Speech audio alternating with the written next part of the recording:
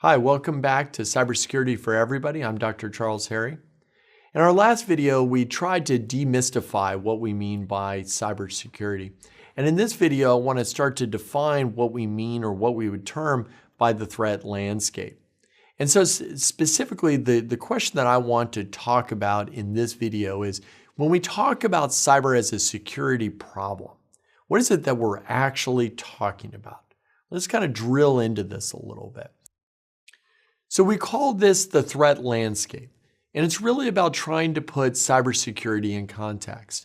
And what we mean by that is that there are a variety of different options or concepts that we need to address if we want to get a better handle on cybersecurity as a problem set. So that might include things like the internet, hackers, tactics, effects, and something we call the attack surface. The internet might include things like the protocols and physical structures to move information from one point of the earth to the next. It might include the motivations and skill levels of hackers. Not all hackers are of equal skill, so we need to talk about that and some of the important differences between those various groups. We need to talk about what we actually mean by hacking. What are the tactics? What are the processes that hackers have to use in order to compromise information or to create a disruption? We need to talk about the effects they can achieve. Are we only talking about data that's compromised? Are we talking about the ability for hackers to turn off, let's say, the power in a particular area of the world? We need to talk about that and how to classify that. And then finally, we need to talk about the broader, what we would call attack surface, the interplay between physical and human systems that create the areas of opportunity for hackers to exploit. This is what we would call the threat landscape. So let's talk about, at a very high level, the first one of these, the internet. So what are the topics that we need to discuss in order to get a better handle on basically the field of play for hackers and defenders? Well, this would include, of course, devices, your laptops, your phones, but it also includes even some of the sensors, things like your Alexa devices or your Google Home smart devices. But it also includes things like physical infrastructure. It includes things like fiber optic networks. It includes microwave networks. It includes routers and switches. How do we actually understand the security vulnerabilities associated with the physical devices? So we're going to have to talk about that. It also includes logical structures, the instructions, the way in which information is actually routed. How do we actually make determinations that information should go to this particular network instead of another? So we need to talk about that. It also includes things like applications. So cybersecurity is not simply about the networks, it's not simply about the hardware itself, but it's also very specifically about the applications we use. And then finally, we need to talk about governance. What are the rules of the road? Is this pure anarchy and everyone kind of makes up their rules as they go? Are nation states the ones that are actually responsible for writing those rules? Or is it something different? So we'll talk about that. So when it comes to hacking, though, the hacking is done by specific individuals or by organizations of individuals. And we oftentimes use the term hackers. Sometimes we use the term threat actors, and we'll talk about that in more depth in a different video. But the important thing to remember here is that hackers have different motivations as well as skill levels. So in some cases, hackers may simply be motivated by curiosity. They're just insanely curious about how technology works and how to potentially prove that out on the internet.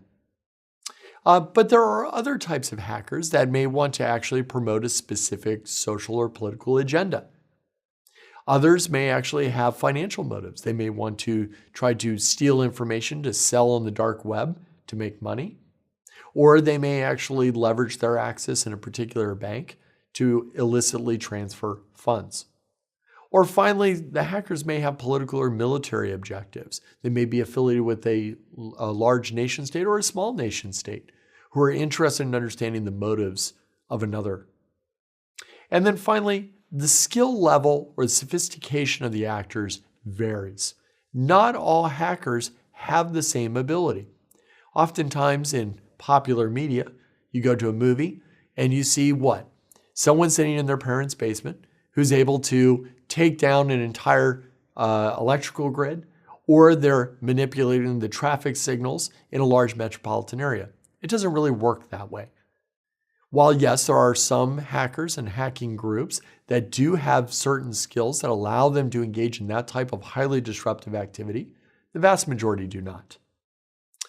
So regarding various skill levels, we need to think about the various skills of hobbyists, of activists, criminal organizations, as well as nation states.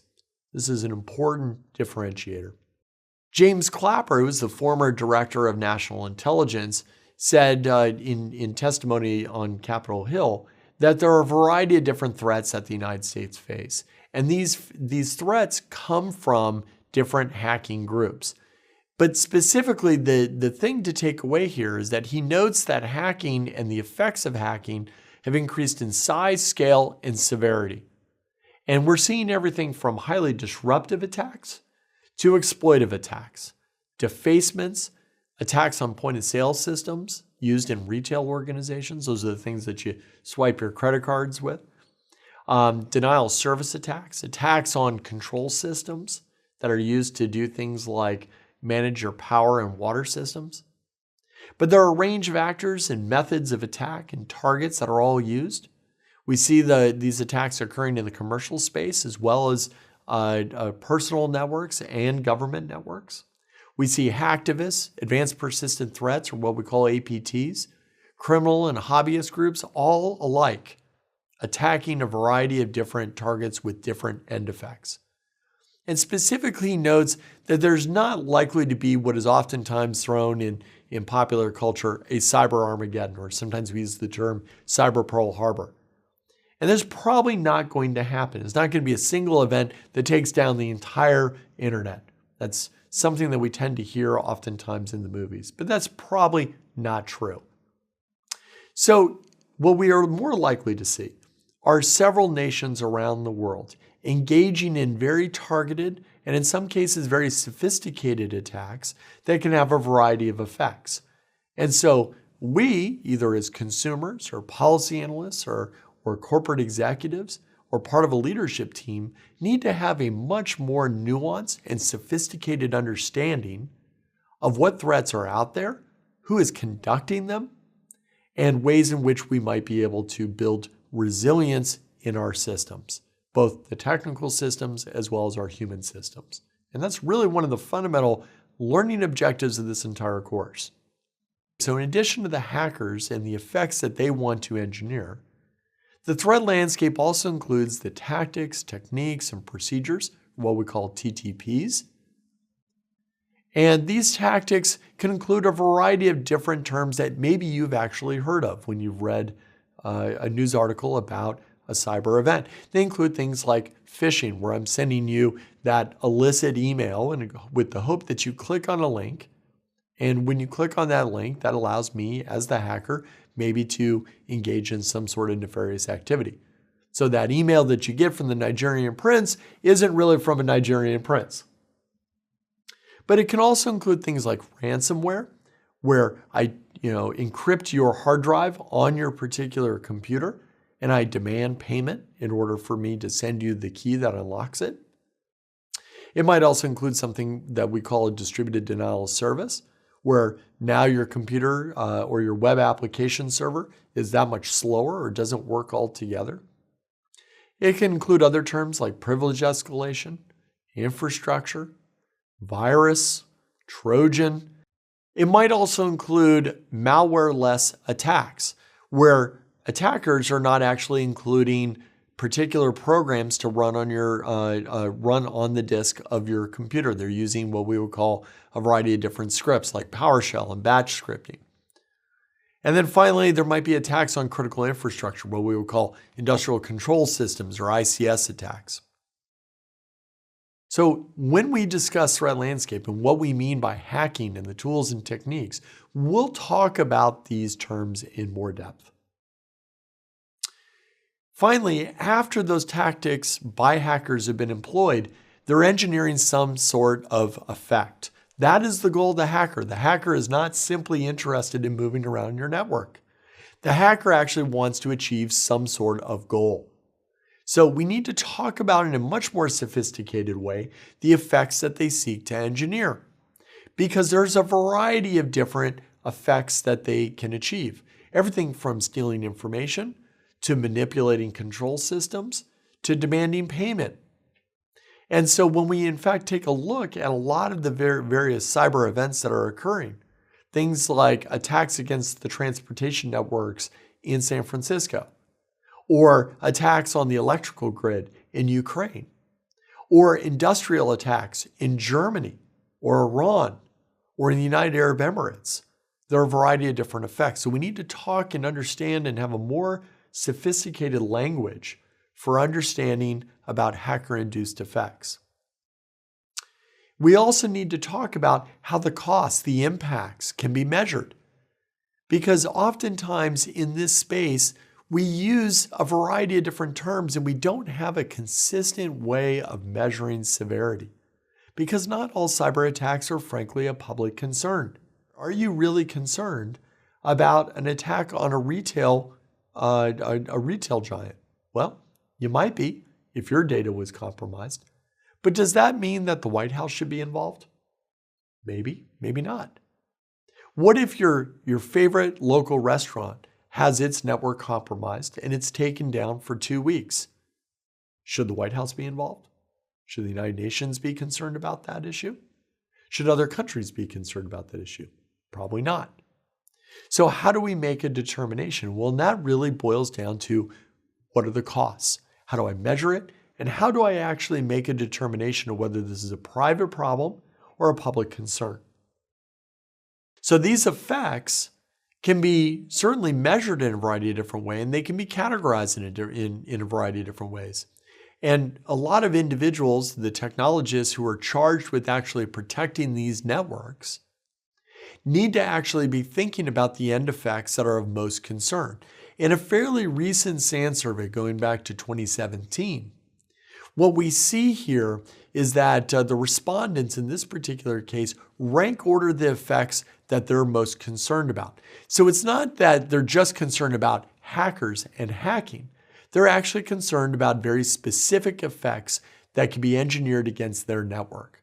And this very simple chart references a variety of different effects that they have often seen. So in some cases, they've noticed that most effects are in fact quite a nuisance. They're much more of a nuisance rather than a real impact.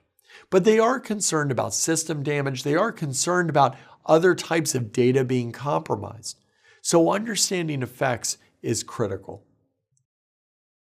And then finally, we have to be worried about the attack surface, because our individual networks, our organizational networks, and our government networks are interdependent and complex.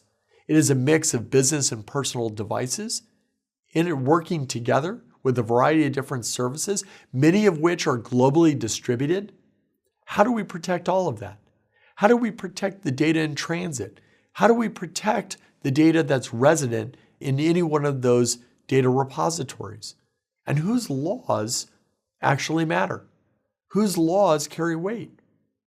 If I'm sitting in the state of Maryland using a service that is hosted in Texas, and there's a compromise to that particular business's network in Texas, whose laws apply? State of Maryland? State of Texas? What if they're different? What if they have different thresholds for what needs to be reported? Does that matter? Let's make it more complicated. What if that business operates in Ireland? Do they need to follow Irish law, US law, Texas law, Maryland law? So the internet is a story of complexity, interdependence. It's globally distributed. Are your defenses optimized? And so these are some of the fundamental questions we need to address in this course. And then finally, we have to attribute the attacks to individuals. Attribution, or the ability to identify who is actually responsible for the hacking activity, is really complicated. They use proxy infrastructure, the ability to use other devices to make it look like it's coming from somewhere else. So if the hacker is operating in Houston, Texas, they're actually rerouting all their communications through Romania. They use cutout identities, or the ability to use fake IDs, fake individual names, addresses, phone numbers. It makes it more complicated. And so law enforcement has a really difficult time trying to understand not only the tools that are being used to conduct the hack, but also from where to hide. So in this video, what we've covered is trying to not simply demystify what we mean by cybersecurity, but start to define the broader threat landscape. The internet and how information traverses, the threat actors and motivations, the tools and tradecraft that hackers use. We take a look at the effects that they achieve, and finally, the broader attack surface. In future videos, we'll delve deeply into each one of these areas. I hope to see you next time.